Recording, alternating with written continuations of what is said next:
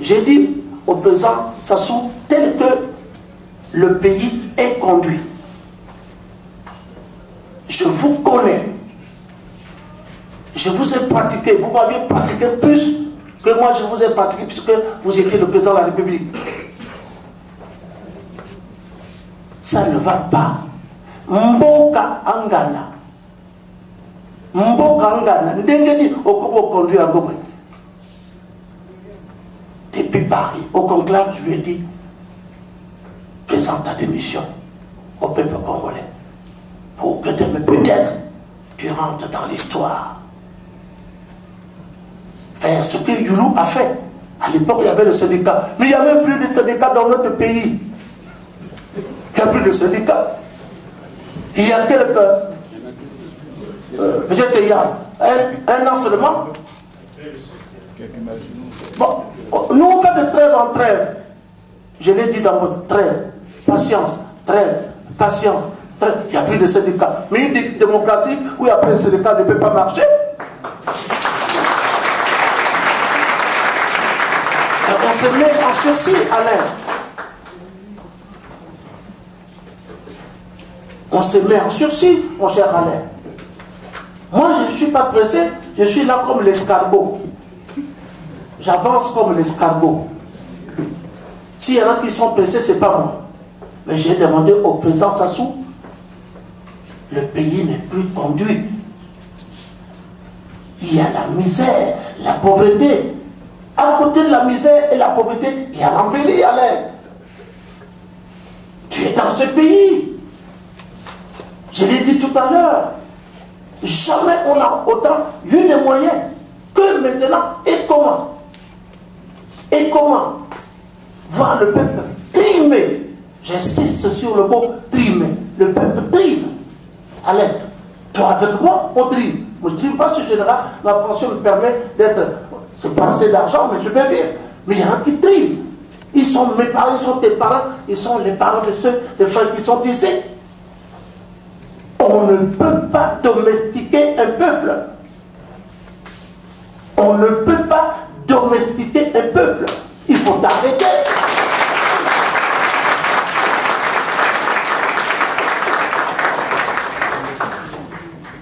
L'Algérie, depuis un moment, à cause de l'embellie, jamais au Congo n'a connu le pétrole, même si notre pétrole est mauvais. Mais il monte quand même à 70 $.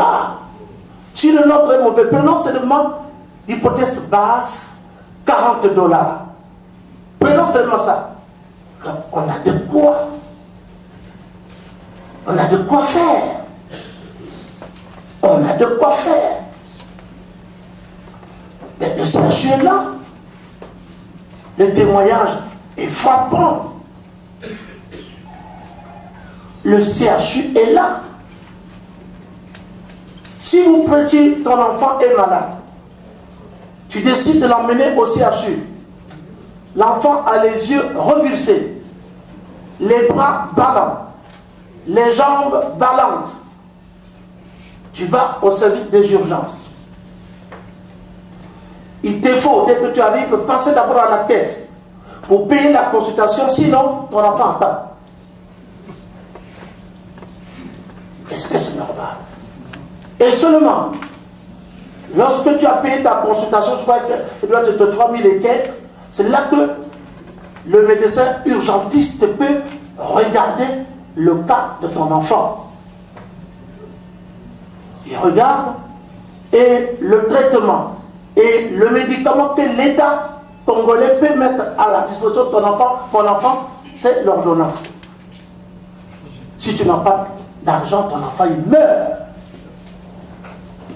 Alors, est-ce que c'est normal? Attends. Est-ce que ça c'est normal? Un État qui ne peut plus sauver la vie à ses citoyens, est-ce que c'est normal? On n'est pas pauvre. On n'est pas comme le Burkina Faso. On n'est pas comme le Mali. On a tout.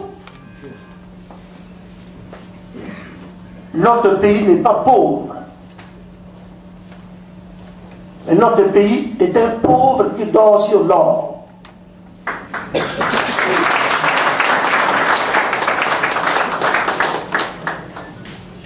Ce n'est pas à moi de chasser le président Sassou, je ne peux que peut-être pour l'aider. Et c'est comme ça que je prends ça, peut-être pour l'aider. C'est le peuple qui l'a élu qui doit décider. C'est pas moi. Moi, je lui ai dit seulement, je vais te rendre service.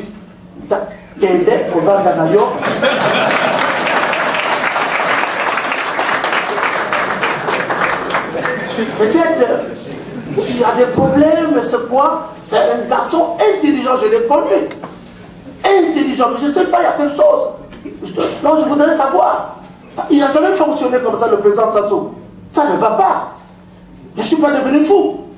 Je vais lui rendre service pour lui dire, hey, mon frère,